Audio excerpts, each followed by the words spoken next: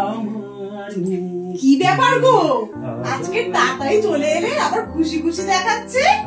না না, তেমন কিছু না, আজকে একটু ভালো লাগছিল না তো, তাই তাড়াতাড়ি চলে এলাম। তা তোমার ছোট বাবুর খবর কি? ফোন টোন করেছিলাম?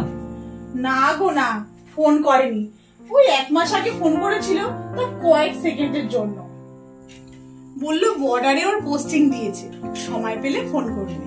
ওকে নিয়ে আমার বড় গর্ব হয় জানো। আমাদের সেই ছোট্ট ছেলেটা আজ দেশের জন্য বীরের মতো লড়ছে।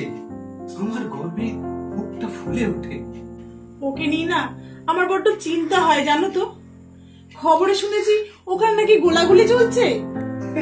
তো বোকা, ওর কিছু হবে না, ওকে নিয়ে বেশি চিন্তা করো না তো।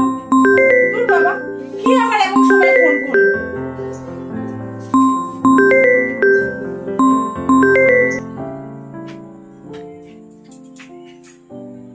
হ্যালো, কি গো, কে ফোন করেছে?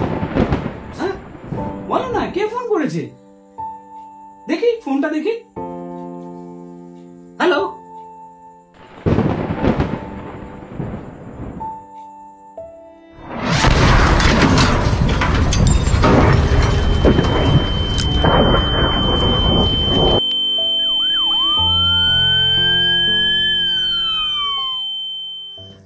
জানো তো এবার না আমাদের এই বাড়িটা ছেড়ে চলে যেতে হবে। 6 মাসের বাড়ি ভাড়া বাকি। তোমার এই রকম অবস্থা, তোমাকে নিয়ে আমি কিভাবে যাব বলো তো? আমি কিছুই বুঝে উঠতে পারছি না। ভাবিজি ঘরে আছেন? সালাম আলাইকুম ভাবিজি। ভাইয়ের তবিয়ত কেমন আছে? হ্যাঁ সেলিম ভাই, ও এখন একটু ভালো আছে। বলছি কি সেলিম ভাই, আমাদের যা জমানো পুঁজি ছিল না, সব শেষ হয়ে গেছে। আর কটা দিন থাকতে দিন, আর চুরি কটা রাখুন, তারপরে নয় আমরা অন্য কোথাও ব্যবস্থা করে নেব। এই অসুস্থ মানুষটাকে নিয়ে আমরা কোথায় যাই বলুন তো? ছি ভাবিজি, আপনি এ কি করছেন? আপনি না আমাকে ভাই ভাবেন, আর ভাইয়ের কাছে বোন থাকবে না তো কে থাকবে? আপনি কোথাও যাবেন না।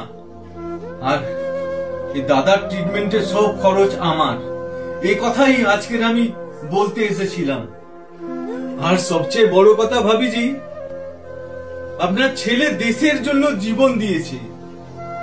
এই এদের জন্যই আমরা আজ রাতে নিশ্চিন্তে ঘুমোতে পারি। স্যালুট সমস্ত বীর সন্তান মায়েদের। চলি ভাবিজি, আপনারা ভালো থাকবেন।